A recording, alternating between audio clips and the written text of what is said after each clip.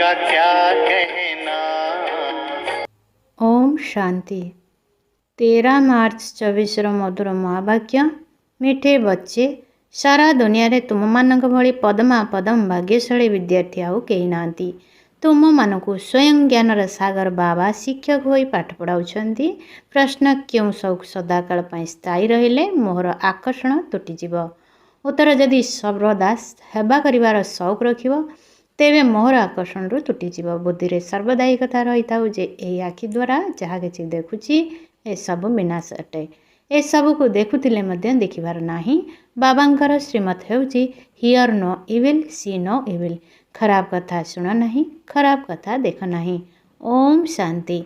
शिव भगवान उवाच मधुर शालिग्राम मानक प्रति अर्थात आत्मिक पिला मानक प्रति यह तो तुमे माने बुझुछ जे आमे माने ही सत्य जुगी आदि सनातन देवी देवता धर्मर थिलु। तेबे यही कथा सर्वदा मन रखा हेब। आदि सनातन देवी देवता धर्म को तो बहुत मानुछंती, किंतु देवता धर्म बदल रे हिंदू नाम रखि दैछंती। तुमे जानिछ जे आमे माने आदि सनातन क्यों माने थिलु, पुणी पुनर्जन्म नहीं नहीं यह होई जाइछु। एक कथा भगवान बसी आमको बुझाउछंती। भगवान कौन देहधारी मनुष्य नुहंती। अन्य समस्तंकर तो निजर देह शरीर अच्छी, किंतु शिव बाबा को विदेयी अर्थात अशरीर कुआଯାଏ। तांकर निजर शरीर नाही, किंतु अन्य समस्तंकर शरीर अच्छी। निजको एभली विधेयी भाविबा द्वारा केते मधुर लागुछि। पूर्वरु आमे कौन थिलु, पुणी एबे कौन हेउछु, एही ड्रामा किपरि तयारी होइछि एहा मध्य तुमे एबे बुझुछ। एही देवी देवता धर्म ही पवित्र गृहस्थाश्रम थिला, एबे किंतु से गृहस्थाश्रम नाही। तुमे जानिछ एबे आमे आदि सनातन देवी देवता धर्म स्थापना करुछु। हिंदू नाम तो एबे रखा जाइछि, यार नाम आदि सनातन हिंदू धर्म तो नुहे। बाबा अनेक थर कहिछंती आदि सनातन धर्म लोक मानकु बुझा। से मानकु को एथिरे लेखा जे तुमे आदि सनातन देवी देवता पवित्र धर्मर ना हिंदू धर्मर। तेबे जाई से मानकु 84 जन्मर चक्र विषय जना पड़िबो। ए ज्ञान तो बहुत सहज, केवल लक्ष लक्ष वर्ष कहीदेवा द्वारा मनुष्य द्वंद्व पड़ जाइछंती। यह मध्य ड्रामारे निर्धारित होई रहिछि। सत्व प्रधान रु तम प्रधान हेवा मध्य ड्रामारे निर्धारित होई रहिछि। देवता धर्मर आत्मा माने ही 84 जन्म नेई नेई केते छी छी पतित होई जाइछंती। पूर्वरु भारत केते उच्च थिला, एबे तार महिमा करिवा दरकार। एबे पुणी तम प्रधान रु सत्व प्रधान पुराणा दुनिया रु नुआ दुनिया निश्चिंत हेबो। परवर्ती समय तुमे कथा को समस्ते निश्चिंत भाव बुझिबे। सेमानकु कह घोर निद्रारू जागी उठ, बाबा एवं संपत्ति को मने पकाओ। तुमମାନଙ୍କର सारा दिन खुशी रहिबा दरकार, कारण सारा दुनिया रे सारा भारत रे तुम मानक भली पद्मा पदम भाग्यशाली विद्यार्थी आउ कही नांती। तुमे जानुछ जे आमे पूर्वरु जहा थिलु एबे पुणी सेही भली हेबु। बच्चा होई पुणी सेही माने ही बाहरिबे। तेणु एथिरे तुमको द्वंद्व पड़िबार नाही। जदि केही प्रदर्शन टिकिए मध्य शुणिकरी जाउछंती तेबे सीए मध्य प्रजा हेबे, काहेकि ना अविनाशी ज्ञान धनर तो केबे विनाश हुए नाही। दिन को दिन तुमर संस्था बढ़िबारे लागिबो। पुणी अनेक तुम मानक निकटको आसिबे। एही भली धीरे धीरे धर्मर स्थापना होई चलिबो। जेपरि जदि केही बड़ लोक बाहर आसीथांती तेबे तांको देखिबा पई केते लोक जाइथांती। एठारे तो सेमिति किछि नाही। तुमे जानिछ एही दुनिया रे जेते भी जिनिस अछि सब विनाशी अटे। सेगुड़िक तुमर देखिबार नहीं। कहुए खराब कथा देख नहीं। ये कलिजुगी अलिया आवर्जना सब भस्म होइजिबो। तुमे मैंने जहा किछि भी देखुच मनुष्य इत्यादि समस्ते कलिजुगी अटंती। तुमे होच संगम जुगी ब्राह्मण। तुम व्यतीत केही जणे हेले मध्य संगम जुग को जानी नाहंती। तेणु तुमे एतिकी मने रख जे एहा होची संगम जुग। एबे आमको घर को फेरिबा को हेबो। सेतिपाई पवित्र निश्चिंत हेबाक पड़िबो। एबे बाबा कहउछंती एही काम विकार तुमको आदि मध्य अंत दुख देउछि। तेणु एहा उपरे विजय प्राप्त करबा को हेबो। दुनिया रे देख विश्व अर्थात काम विकार पई केते हैरान करूछंती। सेतिपाई बाबा कहउछंती काम विकार हेउछि महाशत्रु। एहा उपरे विजय प्राप्त कर। वर्तमान समय रे दुनिया रे असंख्य मनुष्य अछंती। तुमे जण जण को केते बुझाइब। जण को बुझाइले अन्य जणे कहउछंती या तो जादू अटे, पुणी पाठ पढ़िबा छाड़ी देउछंती। सेतिपाई बाबा कहउछंती आदि सनातन धर्म बाला को बुझाओ। आदि सनातन धर्म ही होछि देवता धर्म। ତୁମେ ବୁଝାଉଛ ଯେ ଲକ୍ଷ୍ମୀ ନାରାୟଣ ଏହି ପଦ କିପରି ପ୍ରାପ୍ତ କଲେ, ମନୁଷ୍ୟରୁ ଦେବତା କିପରି ହେଲେ। ତେବେ ଏହା ନିଶ୍ଚିନ୍ତ ତାଙ୍କର ଅନ୍ତିମ ଜନ୍ମ ହୋଇଥିବ। ସେ 84 ଜନ୍ମ ପୂରଣ କରି ଏବେ ଏହିଭଳି ହୋଇଛନ୍ତି। ଯେଉଁମାନଙ୍କୁ ସେବା କରିବାର ସଉକ ଅଛି ସେମାନେ ତ ଏହି ସେବାରେ ଲାଗି ରହିଥାନ୍ତି। ସେମାନଙ୍କର ଅନ୍ୟ ସବୁଥିରୁ ମୋହ ତୁଟି ଯାଇଥାଏ। ତେଣୁ ଏହି ଆଖି ଦ୍ୱାରା ଯାହା କିଛି ଦେଖୁଛ ସେ ସବୁକୁ ଭୁଲିବାକୁ ହେବ। ଯେପରିକି ସେଗୁଡ଼ିକୁ ଦେଖୁ ହିଁ ନା। ସି ନ ଭିଲ୍ ଖରାପ କଥା ଦେଖ ନାହିଁ। ମନୁଷ୍ୟ ତ ଉଦାହରଣ ରୂପରେ ମାଙ୍କଡ଼ମାନଙ୍କର ଚିତ୍ର ତିଆରି କରିଦେଇଛନ୍ତି, କିନ୍ତୁ ବୁଝୁନାହାନ୍ତି କନ୍ୟାମାନେ କେତେ ପରିଶ୍ରମ କରୁଛନ୍ତି। ଯେଉଁମାନେ ଅନ୍ୟମାନଙ୍କୁ ବୁଝାଇ ଯୋଗ୍ୟ କରାଉଛନ୍ତି, ବାବା ସେମାନଙ୍କୁ ସାବାସୀ ଦେଉଛନ୍ତି। ପୁରସ୍କାର ମଧ୍ୟ ତାଙ୍କୁ ମିଳେ ଯିଏ କାର୍ଯ୍ୟ କରି ଦେଖାଇଥାନ୍ତି। ତୁମେ ଜାଣିଛ ବାବା ଆମକୁ କେତେ ପୁରସ୍କାର ଦେବେ। ପ୍ରଥମେ ପୁରସ୍କାର ହେଉଛି ସୂର୍ଯ୍ୟବଂଶୀ ରାଜଧାନୀ, ଦ୍ୱିତୀୟ ନମ୍ବର ହେଉଛି ଚନ୍ଦ୍ରବଂଶୀ ରାଜଧାନୀ। ସମସ୍ତଙ୍କୁ ତ କ୍ରମାନୁସାରେ ମିଳିବ ନା। ଭକ୍ତି ମାର୍ଗର ଶାସ୍ତ୍ର ମଧ୍ୟ କେତେ ତିଆରି କରୁଛନ୍ତି। ଏବେ ବାବା କହୁଛନ୍ତି ଏହି ଶାସ୍ତ୍ର ପଢ଼ିବା ଦ୍ୱାରା, ଯଜ୍ଞ ତପ କରିବା ଦ୍ୱାରା ମୋ ସହିତ ତ କେହି ମିଶିପାରିବେ ନାହିଁ। ଦିନକୁ ଦିନ କେତେ ପାପ ଆତ୍ମା ହୋଇ ଚାଲିଛନ୍ତି, ପୁଣ୍ୟ ଆତ୍ମା ତ କେହି ହୋଇପାରିବେ ନାହିଁ। ବାବା ହିଁ ଆସି ପୁଣ୍ୟାତ୍ମା କରୁଛନ୍ତି। ଗୋଟିଏ ହେଉଛି ହଦର ଦାନ ପୁଣ୍ୟ, ଅନ୍ୟଟି ହେଉଛି ବେଦର ଦାନ ପୁଣ୍ୟ। ଭକ୍ତି ମାର୍ଗରେ ତ ପରୋକ୍ଷ ଭାବରେ ଈଶ୍ୱର ଅର୍ଥେ ଦାନ ପୁଣ୍ୟ କରୁଛନ୍ତି, କିନ୍ତୁ ଈଶ୍ୱର କାହାକୁ କୁହାଯାଏ ତାହା ଜାଣିନାହାନ୍ତି।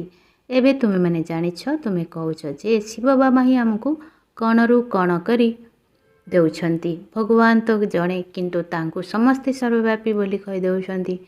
ତେଣୁ ସେମାନଙ୍କୁ ବୁଝାଇବା ଦରକାର ଯେ ତୁମେମାନେ କେତେ ବଡ଼ ଭୁଲ କରିଦେଇଛ। ତୁମ ନିକଟକୁ ଆସୁଛନ୍ତି ମଧ୍ୟ ଅନେକ, ପୁଣି ଟିକିଏ ଶୁଣି ବାହାରକୁ ଗଲେ ସବୁ ଭୁଲି ଯାଉଛନ୍ତି। ଯାହା ଶୁଣିଥାନ୍ତି ସବୁ ଏଇଠାରେ ହିଁ ରହିଯାଏ, କାରଣ ସବୁ କିଛି ଭୁଲି ଯାଇଥାନ୍ତି। ତୁମକୁ କହୁଛନ୍ତି ଜ୍ଞାନ ବହୁତ ଭଲ, ଆମେ ପୁଣି ଆସିବୁ, କିନ୍ତୁ ମୋହର ଆକର୍ଷଣ ତୁଟୁ ନାହିଁ। ମୋହଜିତ୍ ରାଜାର ମଧ୍ୟ କେତେ ଭଲ କାହାଣୀ ରହିଛି। ସବୁଠାରୁ ଉତ୍ତମ ମୋହଜିତ୍ ରାଜା ହେଉଛନ୍ତି ଏହି ଲକ୍ଷ୍ମୀନାରାୟଣ, କିନ୍ତୁ ମନୁଷ୍ୟ ବୁଝୁନାହାନ୍ତି। ଏହା କେତେ ଆଶ୍ଚର୍ଯ୍ୟକର କଥା। ରାବଣ ରାଜ୍ୟରେ ସିଡ଼ିରେ ଖସି ଖସି ଏକଦମ ତଳକୁ ଚାଲି ଯାଇଛନ୍ତି। ଛୋଟ ପିଲାମାନଙ୍କର ଏକ ଖେଳ ଥାଏ ନା, ଉପରକୁ ଚଢ଼ି ପୁଣି ତଳକୁ ଖସିଥାନ୍ତି। ତୁମର ମଧ୍ୟ ଏହି ଖେଳ ବହୁତ ସହଜ, କିନ୍ତୁ ବାବା କହୁଛନ୍ତି ଭଲ ଭାବରେ ଧାରଣ କର, କୌଣସି ଛି କର୍ମ କର ନାହିଁ। ବାବା ତ କହୁଛନ୍ତି ମୁଁ ବିଜରୂପ ସଚ୍ଚିତ୍ ଆନନ୍ଦ ସ୍ୱରୂପ, ଜ୍ଞାନ ସାଗର ଅଟେ। ତେବେ ଜ୍ଞାନର ସାଗର କ'ଣ ସର୍ବଦା ପରମ ଧାମରେ ବସି ରହିବେ? ନିଶ୍ଚିନ୍ତ ଭାବରେ କେବେ ଆସି ଜ୍ଞାନ ଦେଉଥିବେ ନା। ତେବେ ଜ୍ଞାନ ହିଁ କି ପ୍ରକାରର ଜିନିଷ ଏହା ମଧ୍ୟ କାହାକୁ ଜଣା ନାହିଁ। ଏବେ ବାବା କହୁଛନ୍ତି ମୁଁ ତୁମକୁ ପାଠ ପଢ଼ାଇବା ପାଇଁ ଆସିଛି, ତେଣୁ ତୁମକୁ ନିୟମିତ ପଢ଼ିବାକୁ ହେବ। ଗୋଟିଏ ଦିନ ମଧ୍ୟ ପାଠପଢ଼ା ବନ୍ଦ କରିବା ଉଚିତ ନୁହେଁ, କାହିଁକି ନା ସେଥିରୁ କିଛି ନା କିଛି ଭଲ ପଏଣ୍ଟ ମିଳିଯାଇଥାଏ। ଯଦି ମୁରଲି ପଢ଼ିବ ନାହିଁ ତେବେ ନିଶ୍ଚିନ୍ତ ପଏଣ୍ଟ ମିସ୍ ହୋଇଯିବ, କାରଣ ମୁରଲିରେ ଅସରନ୍ତି ପଏଣ୍ଟ ରହିଛି। ଏହା ମଧ୍ୟ ସମସ୍ତଙ୍କୁ ବୁଝାଇବାକୁ ହେବ ଯେ ତୁମେ ଭାରତବାସୀ ପୂର୍ବରୁ ଆଦି ସନାତନ ଦେବୀ ଦେବତା ଧର୍ମର ଥିଲ। ଏବେ ଦେଖ କେତେ ଧର୍ମ ହୋଇଗଲାଣି, ପୁଣି ଇତିହାସ ନିଶ୍ଚିନ୍ତ ପୁନରାବୃତ୍ତି ହେବ। ଏହା ହେଉଛି ଚଢ଼ିବା ଏବଂ ତଳକୁ ଖସିବାର ସିଡ଼ି। ଯେମିତିକି ଜିନ୍ ସିଡ଼ିରେ ତଳ ଉପର ହେବାକୁ ଆଦେଶ ଦେଉଥିଲା। ତେବେ ତୁମେ ସମସ୍ତେ ଜିନ୍ ଅଟ ନା। ତୁମେ 84 ଜନ୍ମର ସିଡ଼ି ଚଢ଼ୁଛ ପୁଣି ଖସୁଛ। ଏବେ ଦେଖ କେତେ ଢେର ମନୁଷ୍ୟ ଅଛନ୍ତି, ପ୍ରତ୍ୟେକଙ୍କୁ କେତେ ଅଭିନୟ କରିବାକୁ ପଡ଼ୁଛି। ତୁମମାନଙ୍କୁ ତ ବହୁତ ଆଶ୍ଚର୍ଯ୍ୟ ଲାଗିବା ଦରକାର, କାରଣ ତୁମମାନଙ୍କୁ ବେହେଦ ନାଟକର ପୁରା ପରିଚୟ ମିଳିଯାଇଛି। ସାରା ସୃଷ୍ଟିର ଆଦି ମଧ୍ୟ ଅନ୍ତକୁ ଏବେ ତୁମେମାନେ ହିଁ ଜାଣିଛ। କୌଣସି ମନୁଷ୍ୟ ଏହାକୁ ଜାଣିପାରିବେ ନାହିଁ। ସତ୍ୟଯୁଗରେ କାହାରି ମୁଖରୁ କୌଣସି କୁବଚନ ବାହାରିବ ନାହିଁ। ଏଠାରେ ତ ପରସ୍ପରକୁ ଗାଳି ଦେଇ ଚାଲିଛନ୍ତି। ଏହା ହେଉଛି ବିଷୟ ବୈତରଣୀ ନଦୀ, ରୌରବ ନର୍କ। ମନୁଷ୍ୟ ଏବେ ରୌରବ ନର୍କରେ ପଡ଼ିଛନ୍ତି। ଏଠାରେ ତ ଯଥା ରାଜାରାଣୀ ତଥା ପ୍ରଜା। ତୁମମାନଙ୍କର ବିଜୟ ତ ଅନ୍ତିମ ସମୟରେ ହେବ, ଯେତେବେଳେ ସମସ୍ତେ ବୁଝିଯିବେ ଯେ ଆଦି ସନାତନ ଦେବୀ ଦେବତା ଧର୍ମ ସ୍ଥାପନା କିଏ କରିଲେ। ଏହା ହିଁ ହେଉଛି ସବୁଠାରୁ ମୁଖ୍ୟ କଥା, ଯାହାକୁ କେହି ଜାଣିନାହାନ୍ତି। ବାବା କହୁଛନ୍ତି ମୁଁ ତ ହେଉଛି ଦୀନବନ୍ଧୁ। ଏହା ସମସ୍ତେ ପଛକୁ ବୁଝିବେ, ସେତେବେଳକୁ ଅତି ବିଳମ୍ବ ହୋଇଯାଇଥିବ। ଏବେ ତୁମକୁ ତୃତୀୟ ନେତ୍ର ମିଳିଛି। ତୁମର ବୁଦ୍ଧିରେ ମିଠା ଘର, ମିଠା ରାଜଧାନୀ ରହିଛି। ବାବା କହୁଛନ୍ତି ଏବେ ତୁମକୁ ଶାନ୍ତିଧାମ ସୁଖଧାମକୁ ଯିବାକୁ ହେବ।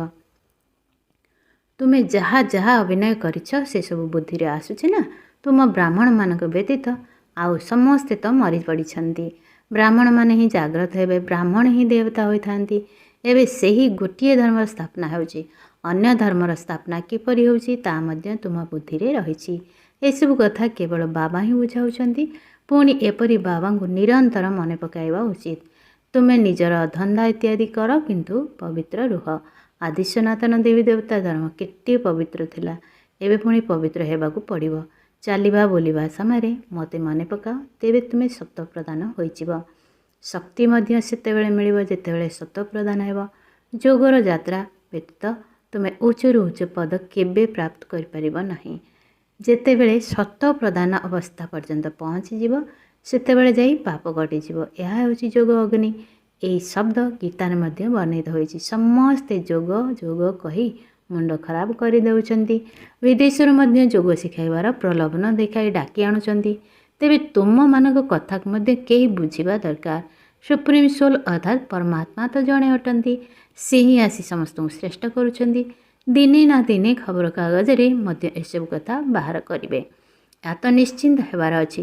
ରାଜଯୋଗ ତ ଏକମାତ୍ର ପରମପିତା ପରମାତ୍ମାଙ୍କ ବ୍ୟତୀତ ଆଉ କେହି ଶିଖାଇ ପାରିବେ ନାହିଁ।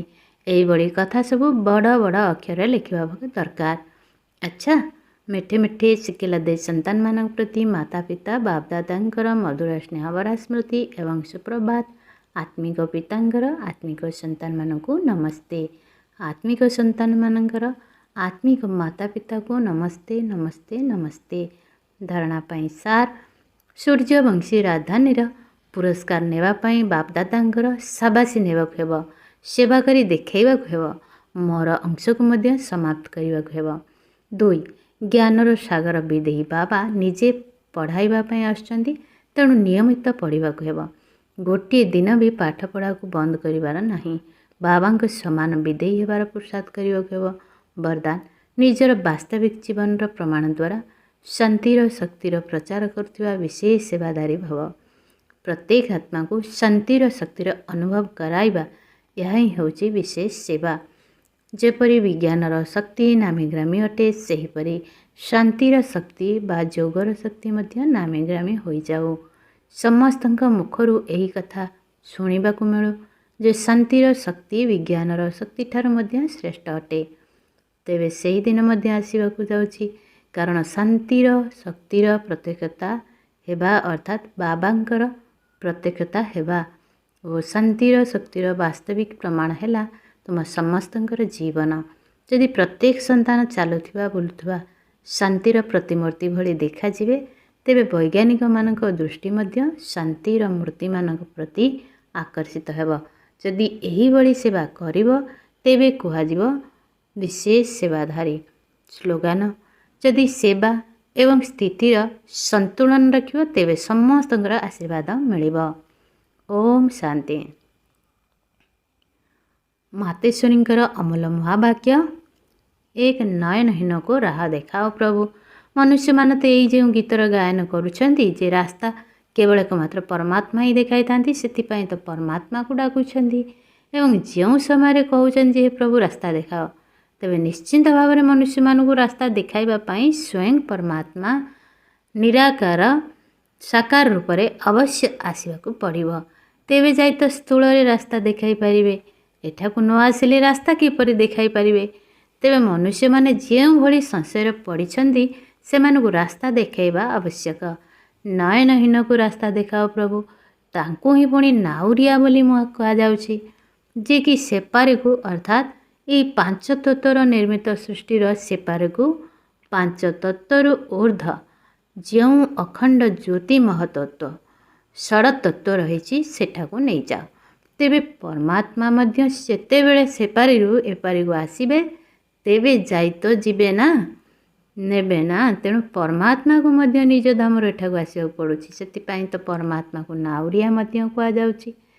ସିଏ ହିଁ ଆମର ଆତ୍ମା ରୂପକ ନୌକାକୁ ସେପାରିକୁ ନେଇଯାଉଛନ୍ତି। ତେବେ ଯେଉଁମାନେ ପରମାତ୍ମାଙ୍କ ସହିତ ବୁଦ୍ଧିଯୋଗ ଲଗାଇବେ, ସେମାନଙ୍କୁ ହିଁ ସାଥିରେ ନେଇଯିବେ। ବାକି ଯେଉଁମାନେ ରହିଯିବେ, ସେମାନେ ଧର୍ମରାଜଙ୍କର ଦଣ୍ଡ ଭୋଗ କରି ଶେଷରେ ମୁକ୍ତିକୁ ପ୍ରାପ୍ତ କରିବେ। 2. ଯେତେବେଳେ ସମସ୍ତ ମନୁଷ୍ୟ ବହୁତ ଦୁଃଖୀ ହୋଇଯାଆନ୍ତି, ସେତେବେଳେ ପରମାତ୍ମାକୁ ହିଁ ମନେ ପକାଇଥାନ୍ତି। କହିଥାନ୍ତି, ହେ ପରମାତ୍ମା, ଏ କଣ୍ଟାର ଦୁନିଆରୁ ଫୁଲର ଛାଇକୁ ନେଇ ଚାଲ। ଏଥିରୁ ପ୍ରମାଣିତ ହେଉଛି ଯେ ନିଶ୍ଚିନ୍ତ ଭାବରେ ସେହିଭଳି କୌଣସି ଦୁନିଆ ମଧ୍ୟ ରହିଛି। ଏକଥା ତ ସବୁ ମନୁଷ୍ୟ ଜାଣିଛନ୍ତି ଯେ ବର୍ତ୍ତମାନ ଯେଉଁ ସଂସାର ରହିଛି, ତାହା କଣ୍ଟାର भरपूर से मनुष्य माने दुख अशांति प्राप्त करुछंदी एवं फूलर दुनिया को मन पकाउछंदी। तेबे निश्चिंत से भली कौन सी दुनिया थिबो जो दुनिया संस्कार आत्मार भरी होई रही। तेबे एक कथा तो आम जानुछु जे दुख बा अशांति ये सब है कर्म बंधनर हिसाब किताब। राजांक ठारू भिकारी पर्यंत प्रत्येक मनुष्य कर्म बंधन हिसाब किताब रे पूरा बांधी होई रहिछंती। सेतिपाई परमात्मा निजे कहउछंती जे वर्तमान संसार हेउछि कलियुग, तेणु एहा हेउछि संपूर्ण कर्म बंधन युक्त संसार एवं पूर्वरु सत्ययुगी संसार थिला ताकू फूलर दुनिया कहा जाउथला। तेबे सेही दुनिया हेउछि कर्म बंधन रहित जीवन मुक्त देवी देवता मानक राज्य जहाँकि एबे नाही। तेबे आमे जो जीवन मुक्तर कथा कहूचे यार अर्थ एपरि नुहे जे आमे कौनसी देह ठार मुक्त थिले, सेमानकर कौनसी देहर अभिमान नथिला, किंतु सेमाने देहरे थाई मध्य दुखर अनुभव करू नथिले, अर्थात सेठार कौनसी कर्म बंधनर मामला नथिला। सेमाने जीवन धारण करी जीवन त्याग करी मध्य आदि मध्य अंत सुख प्राप्त करुथिले। तेणु जीवन मुक्तिर अर्थ है जीवन रे थाई मध्य कर्मातीत, किंतु एबे तो सारा दुनिया पांच विकार बंधन रे बांधी होई रहिछि, अर्थात पांच विकार ए दुनिया रे संपूर्ण बसा बांधी सारिछि। किंतु मनुष्य मानक भितर एते शक्ति नाही जहा द्वारा कि से माने ए पांच भूत उपरे विजय प्राप्त करि परिबे। सेथिपाई परमात्मा निजे आसी आमको ए पांच विकार रूपी भूत मानक ठारो मुक्त करुछंती एवं भविष्यत प्रारब्ध स्वरूप देवी देवता पद प्राप्त कराउछंती। अच्छा, ओम है हमने प्यार वो पाया जो दुनिया पा नहीं सकती। आज मोर 3 समान मो शरीर आत्मा अटे, मो बाप समान आत्मा अटे, मो देव आत्मा अटे।